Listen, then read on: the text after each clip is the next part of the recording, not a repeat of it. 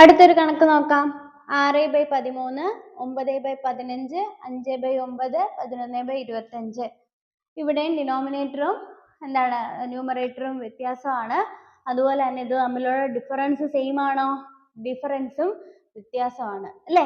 അപ്പൊ എങ്ങനെയാണ് ചെയ്യുന്നത്? നമ്മൾ നേരത്തെ ഇതുപോലെ അല്ലെ 6/13ഉം 9/15 ആദ്യം എടുത്തെഴുതുന്നു. ഓക്കെ, 9/15 ഇത് രണ്ടും നമ്മൾ ആദ്യം എടുത്തെഴുതുന്നു. 6 എന്നിട്ട് നമ്മൾ എന്ത് ചെയ്യാണ്? ക്രോസ് മൾട്ടിപ്ലൈ ചെയ്യാണ് അല്ലെ? 6 × 15 എത്രയാണ് വരുന്നത്? 6 × 15 80 അല്ലേ? അടുത്തതോ 13 × 9. 13 × 9 എത്രയാണ് വരുന്നത്? 117. ഓക്കെ, ഇനി അടുത്തത്. അപ്പൊ ഇതിൽ ഏതാണ് വലുത്? നമ്മൾ എന്താണ് ചോദ്യം? എന്താണ്? ചെറുത്. അപ്പൊ ഇതിൽ ഏതാണ് ചെറുത്? 80. അപ്പൊ അതുകൊണ്ട് ഈ ഫ്രാക്ഷൻ ആണ് ഇവിടെ ചെറുത്. അപ്പൊ 6/13 എടുത്തെഴുതി. ഇനി അപ്പൊ ഇതിന്റെ പരിപാടി കഴിഞ്ഞേ. ഇനി അടുത്തത് 5/9. ഇത് തമ്മിൽ നമ്മൾ എന്ത് ചെയ്യാ? ക്രോസ് ചെയ്യാ.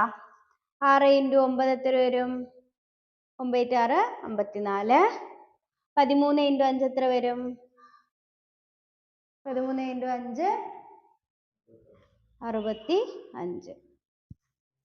അപ്പൊ നോക്കിയേ, ഇതിൽ ഏത് ചെറുത് ഏതാണ്? 54. ഓക്കെ, അപ്പൊ ഇതാ ഇവിടെ 6/13 ആണ് ചെറുത് വരുന്നത്. ഓക്കെ, അടുത്ത ഏതാണ്? 11/25. 11/25. അപ്പൊ നമ്മൾ ഇത് തമ്മിൽ എന്ത് ചെയ്യാണ്? ക്രോസ് മൾട്ടിപ്ലൈ ചെയ്യാണ്. 6 × 25ഉം 11 × 13ഉം. 6 × 25 എത്ര വരും? 150. 11 × 13 എത്ര വരും? 143. അപ്പൊ ഇതിൽ ചെറുത് ഏതാണ്? 143 ആണ്. 11/25 ആണ് ഇവിടെ ചെറിയ ഫ്രാക്ഷൻ. ഓക്കെ, അപ്പൊ ഇതിലെ ഏറ്റവും ചെറിയ ഭിന്നസംഖ്യ ഏതാണ്?